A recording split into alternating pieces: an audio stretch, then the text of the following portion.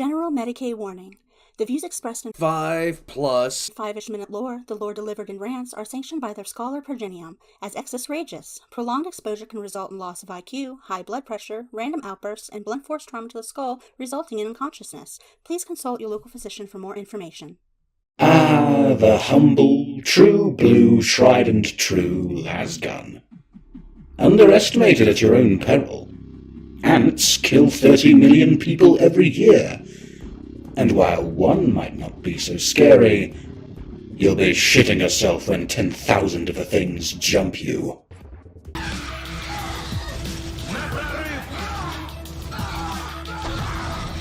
It's been called the flashlight, the cat toy, and other names that are best left unsaid. It's referred to as a joke, almost comical in its nature as it relates to other weapons of the factions in 40k, and in truth to call the Lasgun one of the most weak weapons in the entire lore is not far off. With that said, don't get it twisted. Despite being easily outclassed by almost every other weapon in the entirety of the 40k setting, it also easily outclasses over half of the best infantry weapons in any other setting. In 40k, we call this gun the flashlight, because in a universe where there are factions whose infantry literally fire black fucking holes, it drastically comes up short. In reality, if you took the humble flashlight of the Imperial Guard and placed it into any other setting, it would become one of the most powerful infantry weapons in existence.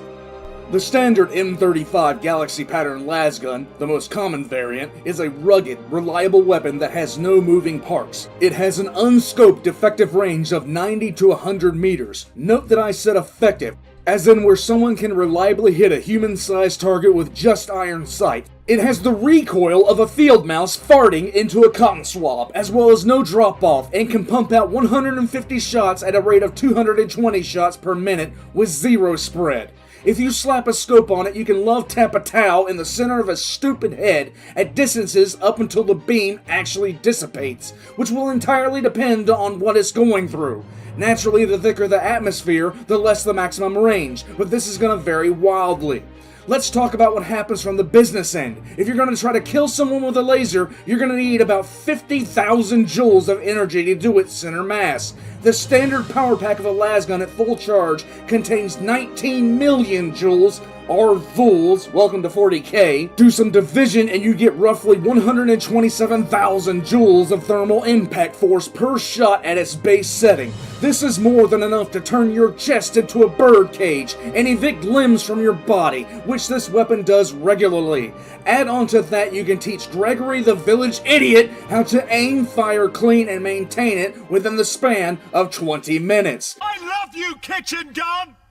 The Lasgun is also a logistical miracle. Those same power packs that hold 19 million joules will also be used dozens and dozens of times before any real drop-off in power capacity will be noticed. You can literally use the same 3 power packs to fire off enough rounds to fill a freight container with standard ammunition, and you can fit them all into a single pocket and a pair of cargo pants. Also, the power packs I've been going on about can be recharged by literally sitting them in the damn sun. I am not kidding. If you're really in a pinch, throw them in a fire. I'm still not fucking kidding. Most frequently, though, they are charged by the equivalent of a USB port hooked up to anything that can produce electricity. This weapon, which all 40k fans make fun of, and people who don't know what the hell they are talking about make fun of for other reasons, has that kind of efficiency for ammunition. Ammunition that in a single round can perform surprise leg amputations at 300 meters. To top it all off, if things have gone significantly horrific with a side of Slaneshi, you can rig the thing to explode like a grenade. With all the variants to the Lasgun there are, most of them utilize the exact same power pack, which makes life astronomically simple when it comes to resupplying a regiment's infantry. No, this weapon will not melt its own fucking barrel. No, it won't just break under stress. Anyone who says that is either A, deliberately lying, B, bullshitting the pseudo-narrative, or C, has not done their homework. In fact, the only time you hear about a lasgun's barrel beginning to suffer from the heat of the weapons comes from hotshot packs, or more specifically, hellguns. These weapons aren't given out to the stock standard Imperial Guardsmen. Most of the time they are issued out to specific regiments, where the weapon itself is tailor-made for that regiment. You also have the long las variant, which is specifically designed with a slide lock for easy barrel replacement because the power it puts out will begin warping the barrel within 20 to 50 shots. The standard lasgun is insanely durable, and as long as you don't do something abnormally stupid with it, the lasgun will not only outlive its original wielder, but the next 20 who hold it. Captain, they are now locking lasers on us. Lasers? Yes, sir. Lasers can't even penetrate our navigation shields, don't they know that? The regulations do call for yellow alert. Very old regulation. Well, make it so, number one. Core breach is imminent. All hands abandon ship! Repeat, all hands! In fact, if not used for purposes other than intended, the only real maintenance besides standard cleanings it requires that can't be done by a stock standard guardsman is to have his focus crystal changed once every 10,000 shots by a tech priest. That's it, and that's all. Now on to intended uses. The lasgun is meant to be used as an anti-infantry weapon, with it being exceptionally good against lightly armored targets. Most regiments are trained to utilize the weapon in double or triple ranks, sending a sheer rain of volley fire onto an approaching enemy. This makes assaulting a guard-held position damn near suicidal, unless you're packing heavy armor or are packed inside an armored personnel carrier. If something closes the ranks with the IG, the las rifle can be fitted with a bayonet, or used as a club, without concern of breaking the weapon. You might think that considering everything I've said so far, the rifle is heavier than Hermann von Straub, but that's not the case. The las rifle itself weighs about as much as a goddamn chihuahua, coming in at a whopping 2.3 kilograms, or if you do things in standard, 5 fucking pounds. So we have a weapon that is light, extremely durable, can be used to beat orcs and tyranids alike in the head, can stab Tau, can blast a hole in 150 cultists before it has to be reloaded, with ammo that can be replenished by petting a cat and then use the static discharge to reload your weapon. Why is it called the flashlight?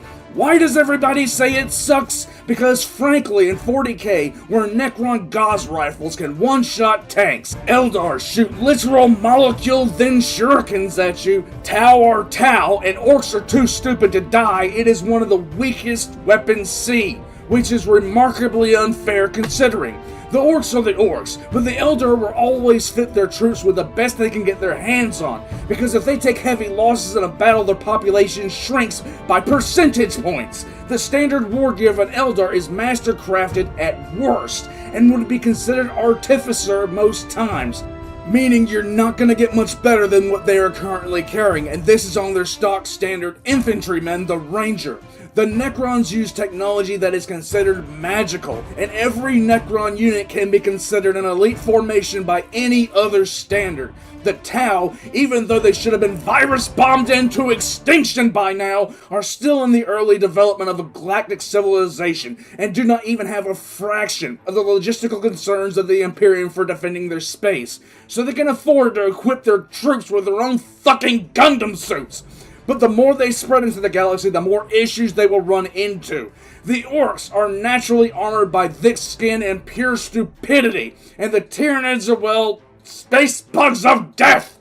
So what I'm getting at here is the standard las rifle is hot garbage against races that field literal works of art and science as weapons, or are heavily armored by default. For a mass-produced weapon, though, designed to outfit an army that cannot be counted, it's shockingly effective and vastly superior to other weapons of its type. To compare a las rifle to an Eldar Ranger's long rifle, and say the lasgun sucks in comparison is like comparing a Ford Focus fresh off the factory line to a chopper built by the death machines of London. You're taking something built to serve a purpose, comparing it to something built to be a statement.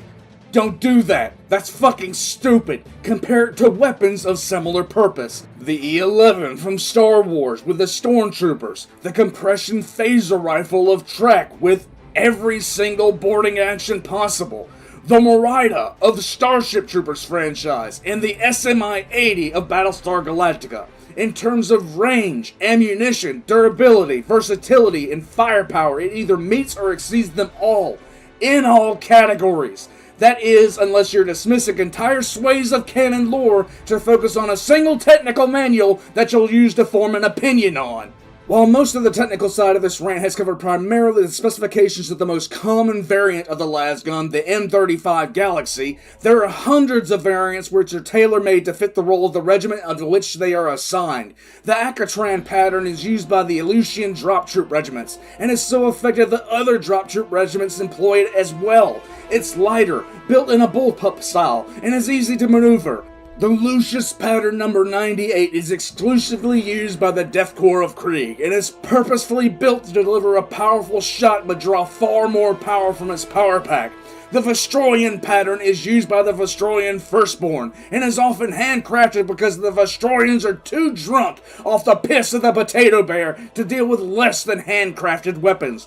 These are just a few of the well-known variants, not including variants specifically designed with urban warfare in mind, or variants such as the Long Las itself, or variants designed to be used in guerrilla warfare, such as the Retribution pattern. There are even patterns meant specifically for close-range assaults, like the Model 481 or the Maravik patterns.